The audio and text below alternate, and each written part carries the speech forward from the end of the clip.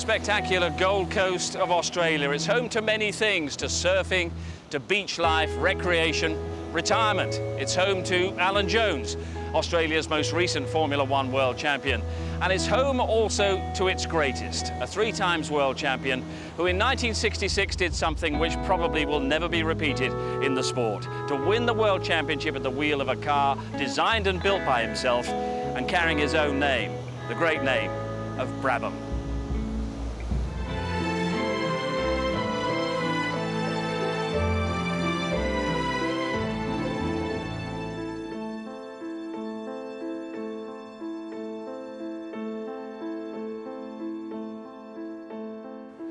So Jack, it's wonderful to see you, and thanks for sparing the time to talk.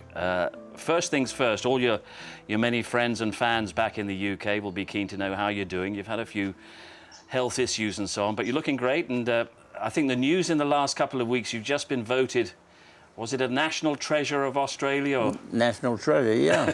That's quite an honour, really, and I was quite pleased with that. I thought that was a good thing. Absolutely, thoroughly deserved. And we'll try to examine exactly why you've been awarded that as we relive some of the great achievements of yours through the 50s and the 60s. Yeah. Take us back to the very beginning. 18, 19 years old. What sort of chap were you? And were you an engineer? Were you a racer? Or what did you think you were going to become? Well, I hadn't even seen any motor racing at that stage. And I had engineering side. And I was buying and selling motorbikes to start with. That's how I earned my first lot of money. What gave you the opening to become a driver rather than an engineer? I had a friend, Johnny Schonberg, who was the driver and I was the mechanic. But unfortunately his wife stopped him from driving because he had a couple of accidents. And I decided I'd have a go myself, and the rest is history. Well, the first race was a race where I had to cope with the dirt being thrown in my face because I was on the dirt track. And of course the wheels of the cars in front used to throw up the dirt. And that was the worst part, really. But after I'd had 3 nights, I finished up in front. But it was a grounding that you need. Everybody needs a grounding in motorsport. And I was lucky to have that. But your driving style behind the wheel, you were very upright, very sort of forward. Sterling was all... That was from the midget. The midget used to have the steering wheel well back and a lot of purchase on the wheel. But my style had to change, of course, to keep up with the rest. And but the early days on the midgets, of course, sharpened up my reactions. And I think it really helped for driving in the rain and that sort of thing. It really tweaks up your reactions. Having owned a Cooper Bristol in Australia, when Jack came to England, he went straight to John Cooper looking for work. He found a company full of ambition and innovation, but it was the invention of the rear-engined racing car that really put Cooper on the map. Why was it so obvious to Cooper and maybe yourself that rear engine was the direction to go? Why did it not occur to anyone else? Because you were the real pioneers. Well, I don't know really, but I liked the idea myself, and I certainly helped a lot with the development of it. The fact that everybody's got a rear engine car now, it must have been the right idea. Seems obvious now, doesn't it? Yeah. Well, our big problem in those days, of course, when we first started, there was no gearboxes for rear-engine cars. So we had to make our own. So late 50s, you were sort of learning the craft of being a race driver. You were back and forth to Australia. Yeah. And what about the drivers that you were competing against in that era? I mean, the great names of motorsport, but who stands out in your mind as the most competitive and the guys that you like to race against? Well, Phil Hill, of course, was a very competitive driver. Sterling was probably the best driver I've ever driven with, really, from a competitive point of view. And I learned a lot from him. And I'd been to a BRDC meeting up in London. And after that, I had to get to Crystal Palace to pick up some body work. And anyway, I went across Westminster Bridge and going round the roundabout and everything. And next thing, there was a policeman chasing me on a motorbike with sparks coming off his footrest. So I pulled in the side, and the policeman pulled up, parked his bike in front of the car so he couldn't move, and strolled back to the window, and he says, "Who do you think you are, Sterling Moss?" I said, "No, but I love beating him." God, he said, "That's really made my day. What's your hurry? Where are you going?" And I said, "Well, I've got to get to Crystal Palace. I'm not sure of the way." So he said, "Follow me." And I couldn't keep up with him. Sunny Monaco and the Grand Prix, the first event in this year's world title contest. That 59 season brought Jack only 2 wins in Monaco and Britain. Chased home by Tony Brooks in a Ferrari, Jack Brabham, Cooper, took the event at an average of 66.7, one up to the Australian ace. But having secured podiums in Holland and France, he was in contention for the title when he had a serious accident in Portugal. Yeah, that's the only accident I've had driving, so it's not a bad record, really. But unfortunately, I got tangled with a Portuguese driver, and he knocked me off the track, and I hit a telegraph post and knocked the telegraph post right over. Now, there was 2 things saved me. One was the telegraph post. That stopped me going down in amongst the trees, and I ricocheted off the post back to the track. And the second thing that saved me was I didn't have a seatbelt. And when the car was upside down coming back, I fell out. And the car hit the track and destroyed itself. My goodness. So luckily I wasn't in it. Jack may have survived, but others weren't so fortunate. This was a very dangerous and difficult period in Grand Prix racing, and many of Sir Jack's friends and colleagues were lost in this era. Having recovered from his injuries, Jack arrived in Sebring in Florida, still in with a chance of the world title. Brabham is favoured here in the December sun, but he's been up all night working on his car, and the 40 laps of this 5-mile circuit might prove too much for his number 8 Cooper Climax. I led the race all the way up till the last lap. It's Brabham all the way now. The race and the World Championship are his, with just 1 lap to go. And team manager John Cooper welcomes his winner home. But there's something wrong. It's McLaren, number 9, who takes the checkered flag. There's consternation in the Cooper pit. Brabham should have come through first. Unfortunately, I ran out of petrol. And what had happened was John Cooper refueled the cars, and he put 1 churn less in my car than he did in Bruce's. And my car ran out on the last lap. And I coasted to within probably 100 yards of the finish line.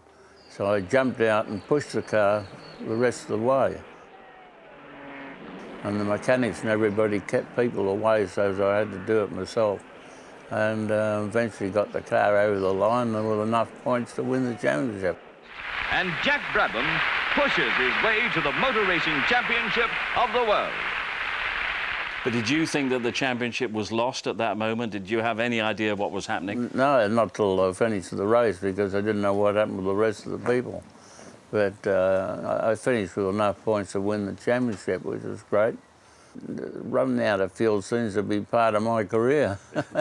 In 1970, I had another experience. I was running out of fuel because the fuel injection had been unfortunately put on full rich. Oh, right. And I used 4 gallons of fuel more than I should have. Yeah. So I lost that one as well. So you were the top man at pushing the car home anyway. Absolutely, yeah, I'm very good at it. You entered the 1960 season as defending world champion. What was the relationship like with Cooper? Because you were starting to do a lot more of the car setup and the engineering yourself as opposed to Cooper. Keepers, to me, didn't seem as if they really wanted to go forward. They were quite complacent, really, to keep winning in the way they do. But I was of the opinion now we had to move forward, and I knew that Ron Tornak was an extremely good car designer. So I got him over from Australia, and we formed a company and started our own car building. In the late 50s and early 60s, Jack also competed at the Indianapolis 500. The rear-engine cars were quite a shock for the old racers and their big, powerful roadsters. I didn't win, but I certainly made an impression while I was there. And I showed the boys over there that the rear-engine car was the way to go because I only had half the power of them. Yeah. And I was up there with them. Yeah. And the era of the big old roadsters, that was gone. gone. Yeah, the big old roadsters were gone. So how much of that 1960 car was really a kind of early Brabham as opposed to a Cooper? Well, quite a bit really was Brabham because, as I say, we had to make the gearboxes and a lot of work that we had to do that Coopers weren't really doing. And we got at the stage where it was race winner again. What were the highlights from 1960 that stand out in your mind, the racing highlights? Winning at Reims, I think, the French Grand Prix in 1960 was a fantastic race. The race was probably the most competitive race I'd driven in. And to win that race was very, very satisfying. And 1960, compared to 59, it was a far more dominant season. Yeah. It didn't have that sort of nail-biting climax to it. No. But in many ways, it must have been a lot more satisfying to win the title that way. It was a lot more satisfying, and racing against the Ferraris and beating them was fantastic. After the break, Jack talks about life as a team owner and the feeling of becoming a world champion in a car carrying his own name.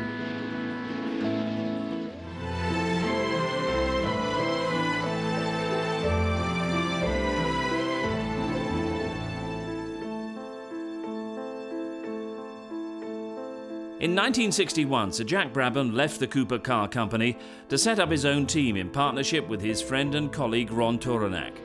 But despite already being a 2-time world champion, he couldn't trade on his own name just yet. We started an organisation called Motor Racing Developments, so we used the initials MRD until such times as we were pointed out that that wasn't the name to have for France. So, oh, I see, yes. So we decided to change the name, and we changed it to Brabham. Yeah, and that started to mean something different in France quite soon after that. But they were difficult times because the regulations had changed. You were back down to the sort of 1.5 litre formula, and it was tough for you to be competitive, wasn't it? Well, we won the championship twice with a 2.5 litre. And when it come 1.5 litre, of course, we were right on the back foot because Coventry Climax didn't have an engine that was competitive with the Ferrari. So Ferrari started winning the races then instead of us. And that happened for a few years till such times as they changed the formula again to 3 litre, and then we were back in business. Yeah. But in the meantime, you were producing cars and selling cars very successfully. Were you sort of evolving into Jack Brabham, the businessman, rather than the racer at this point? We were always trying to do better with our cars, of course. So the engineering side was always there, even if we weren't winning. We were always striving to win. And the engineering side was always a very good interest as far as I was concerned. And I had just as much pleasure out of that as I had out of driving. The early 60s were a struggle for the newly formed Brabham team. Between 62 and 65, Sir Jack never achieved higher than 7th in the Drivers' Championship. But thanks to the new Repco engines, 1966 proved to be very different.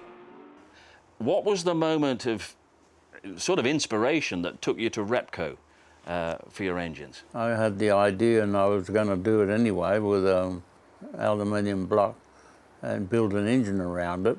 But I went to Repco and asked them if they could help me. And they agreed to, and they built the engine, done a very good job of it, and we started winning races again. It's the French Grand Prix, and it's the first Grand Prix victory for Australian Jack Brabham for 6 years. It's also the first time that a driver has ever won a world title event in a car of his own construction. That was very, very satisfying, and well, we had an Australian team, you know, we had Ron Tourenac and we had Australian and New Zealand mechanics. It was really a great effort.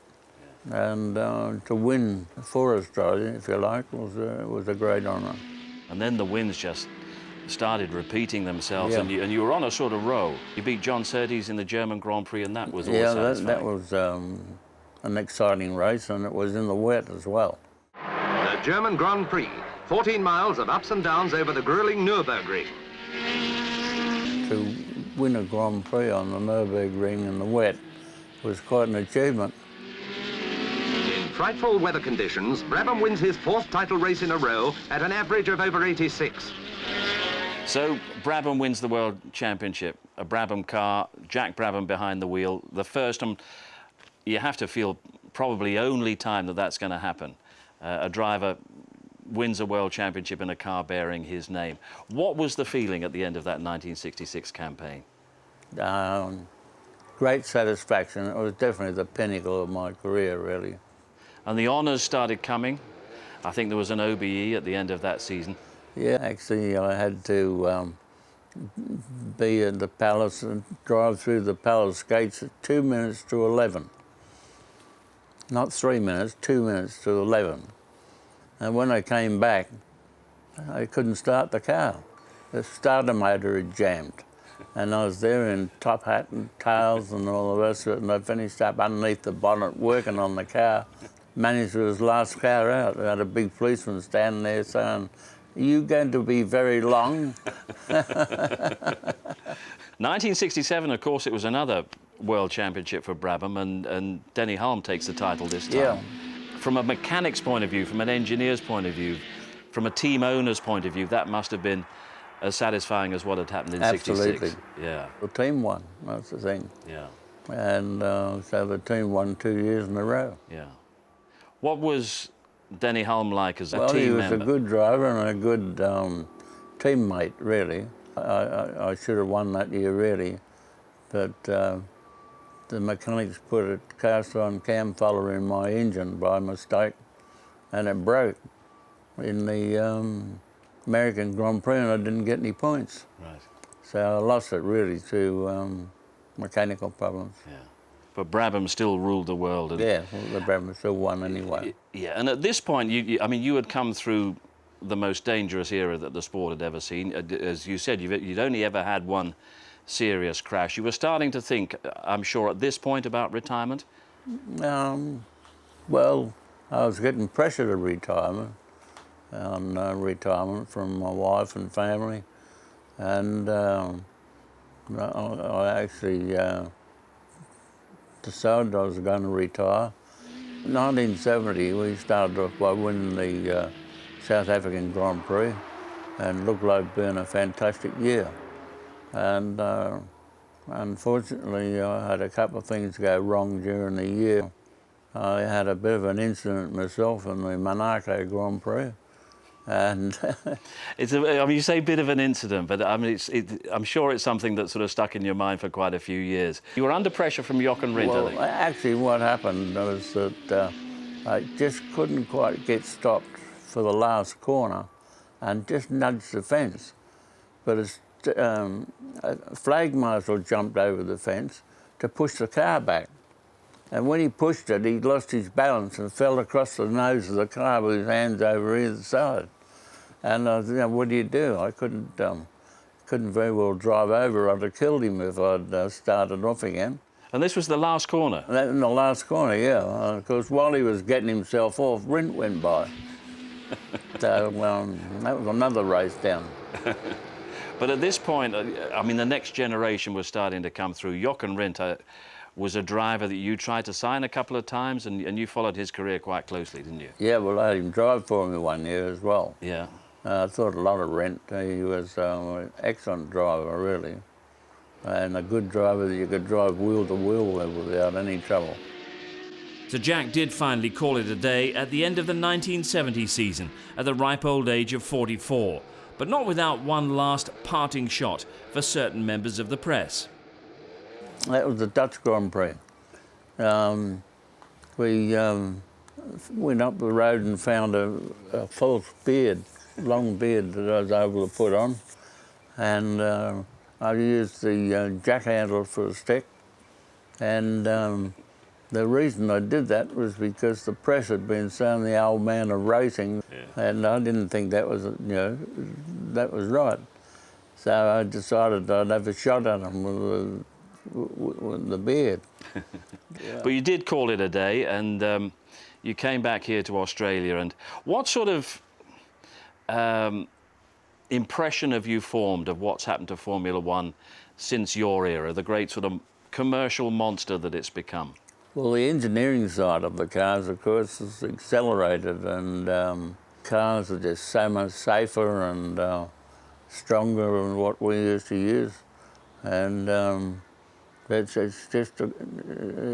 just keeps going on. The engineering and development side never stops.